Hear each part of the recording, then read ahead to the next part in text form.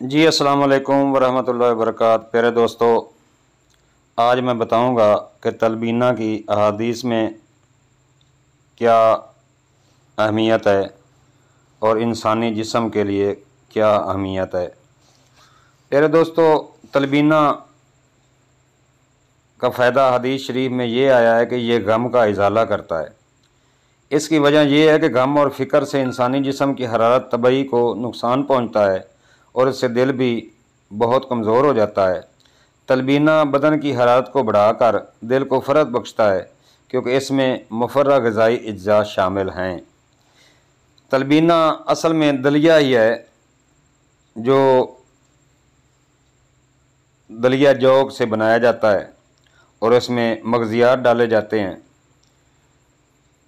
तो अहादीस में इसका ज़िक्र यूँ है कि ये ग़िज़ा है जो सूप की तरह होती है, जो आटे और छान से बनाई जाती है। बसा औक़ात इसमें शहद मिलाया जाता है।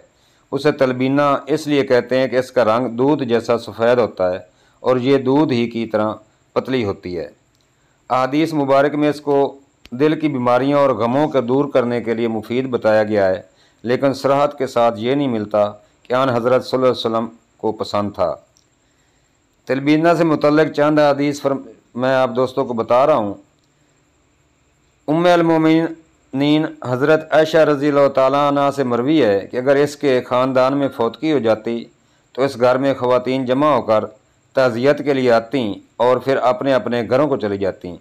सुन्नत में है कि जिस घर में फौतगी हो, नज़दीकी घर वाले जो नज़दीक रिश्तेदार हैं या दूसरे लोग आते हैं, उसका खाना खाना नहीं चाहिए।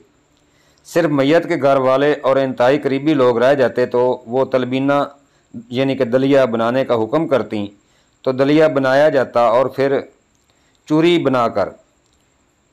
बनाकर इस पर तलबीना डाल कर दिया जाता। आयशा सिद्दीक़ा रज़ियल्लाहु ताला अन्हा अहले मैयत की ख़वातीन को इसमें से खाने का कहती और इन्हें बताती कि मैंने रसूलुल्लाह सल्लल्लाहु अलैहि वसल्लम को फरमाते हुए सुना है कि तलबीना मरीज़ों के दिल की ढारिस बांधने के लिए अच्छी चीज़ है, इससे गम में कमी आती है।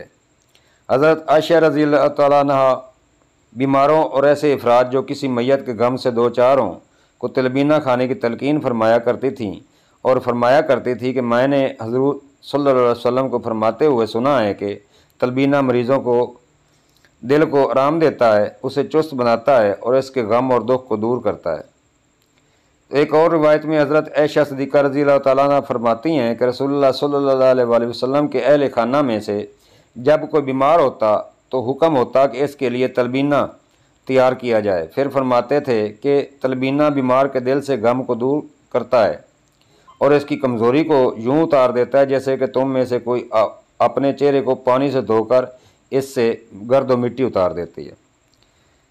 तो हज़रत आयशा सिद्दीक़ा रज़ियल्लाहु ताला अन्हा बीमारी के लिए तलबीना तैयार करने का हुक्म करती और कहती कि अगर ये बीमार इसको नापसंद करता है लेकिन इसके लिए आज़ाद मुफीद है।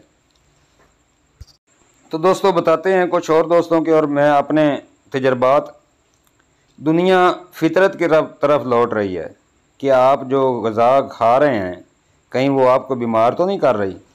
अगर आप जूँ जूँ दवा खा रहे हैं और आपकी बीमारी में कमी नहीं आ रही तो आज ही तलबीना इस्तेमाल करना शुरू कर दें। अल्हम्दुलिल्लाह थैलीसीमिया, कैंसर, शुगर और ख़राबी गुर्दा के मरीज़ों का ग़िज़ाई इलाज जो बहुत ही मुफीद है, नेज़ ये खून को पतला करके cholesterol, uric acid, hepatitis, arthritis, एपिटाइटिस, मिर्गी, हाई ब्लड प्रेशर, खूनी बवासीर, अल्सर और दौरे हाज़िर के ख़तरनाक अमराज, बेऔलादी वगैरह में भी मुफीद है। याद रहे कि जिस्म के अंदर 3 तरह की क़ुव्वतें काम करती हैं। क़ुव्वत नंबर 1 हैवानी, क़ुव्वत हैवानी, एनिमल फोर्स।